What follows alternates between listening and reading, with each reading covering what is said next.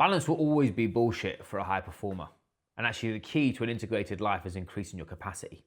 So many times have I heard people trying to find balance, high performers trying to optimize their morning and trying to be more present or trying to be there where their feet are, or etc.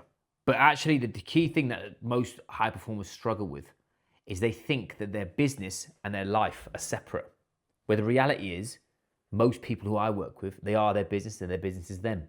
Their family are part of their business, and finding an integrated life is by far the only way for you to actually have full conviction and presence in the moments that matter, i.e. with your kids, and then you can go back off and then come back. Inside this video, I'm gonna actually dismantle what that is from a myth standpoint.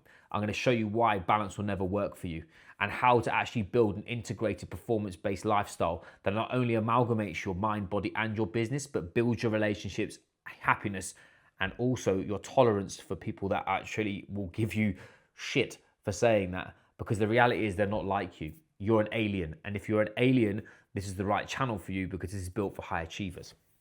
Now, most people who are a CEO, a founder, or a high performer think that actually that balance is a static entity, where the reality is balance is dynamic. If it's static, it means it's fragile. It means it can't move. It means it can't adapt. If it's dynamic, it means it pivots, it executes, and moves. This is why most people haven't got boundaries and workflow. You'll see inside of the show notes or on my channel, I've just done a whole video about how to manage your diary, manage your boundaries, and build an integrated lifestyle that actually builds physical, mental, and emotional performance inside of your practice whilst running a company. It'll be down here somewhere. Go check it out because it will show you the actual applications of doing this. But it's something that I realized inside of rugby, elite level sports, and dealing with people who are operating a high frequency, is their goal acquisition is alienating by default because they're asking for a 0.01% outcome. If you are strapping a business or you're leading from the front trying to develop something that no one else has done before, I'm sorry to say that you can't have balance for it. Think of this analogy. For a rocket ship to leave the ground, it takes the most amount of energy.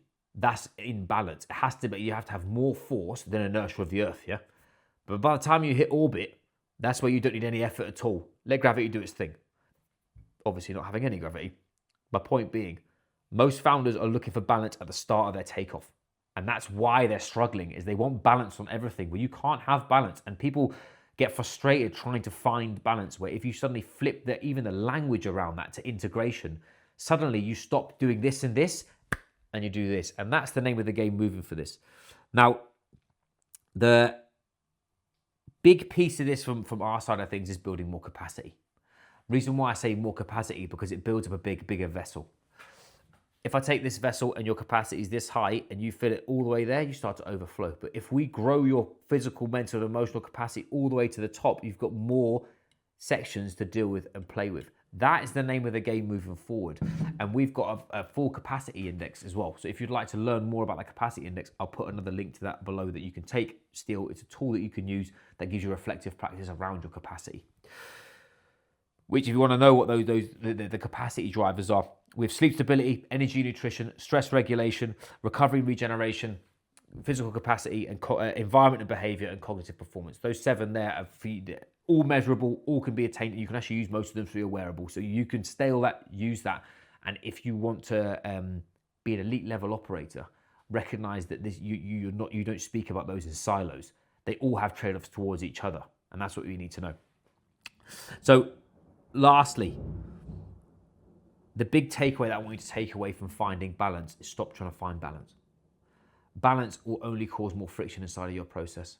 But the thing that you need to know is, what are you trying to find balance on and how do you integrate it? That's not done by mistake. That's done by deliberate practice. And elite level operators know that they find elite level practices through deliberate actions, through intent and meaning in their performance, and actually having systems that they can lean on that stops relying on their emotional fortitude to do it. For years, I thought that resilience was just how hard you could work, how hard you could push, how hard you could do whatever you wanted to. Where actual growth is not around just resilience. It's around integration. So anyway, I digress. Quick, short episode of just giving you my take on why I think balance is bullshit. And the reality is that if you don't have an integrated process, you're never going to win in 2026. I appreciate you watching this video. If you'd like to learn more about what we do at Built for Pressure or how we can help you, DM the word BFP and I'll show you. Anyway, I digress. Have an awesome day. Catch you soon.